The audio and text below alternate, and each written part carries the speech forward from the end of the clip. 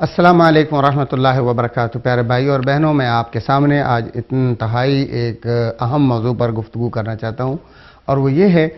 کہ میں اور آپ سب تمام بھائی اور بہنیں اس بات کے لیے تڑپتے ہیں اور ان کی کوششیں ہوتی ہیں اور وہ چاہتے ہیں کہ ہمارا رزق اور روزی بھی بڑھ جائے اور ہماری عمر میں بھی برکت ہو۔ دعائیں بھی کرتے ہیں، ماں باپ بھی دعائیں کرتے ہیں، بہن بھائی بھی دعائیں کرتے ہیں، ہم دعائیں کرواتے بھی ہیں اور اس کے لیے کاوش بھی کرتے ہیں کہ رزق بھی بڑھ جائے اور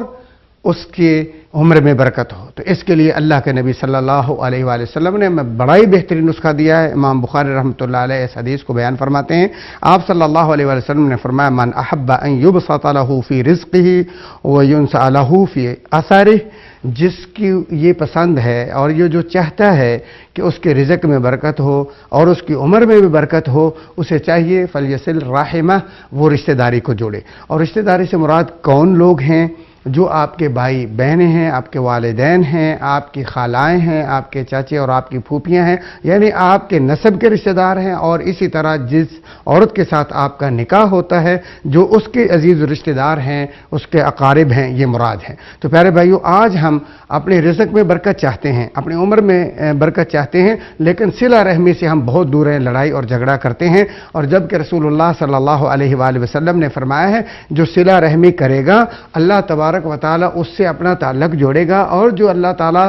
فرماتے ہیں کہ صلہ رحمی نہیں کرتا، لڑائی اور جھگڑا کرتا ہے، اللہ تعالیٰ اپنا تعلق اس سے توڑ لیتا ہو۔ جس سے اللہ تعلق توڑ لے، اس کو کبھی نہ تو اس کے رزق میں برکت ہو سکتی ہے اور نہ ہی اس کی عمر میں برکت ہو سکتی ہے اور نہ ہی اس کو جنت کا داخلہ نصیب ہو سکتا ہے، بلکہ رسول اللہ صلی اللہ علیہ وسلم بخاری شریف میں فرماتے ہیں کہ جو شخص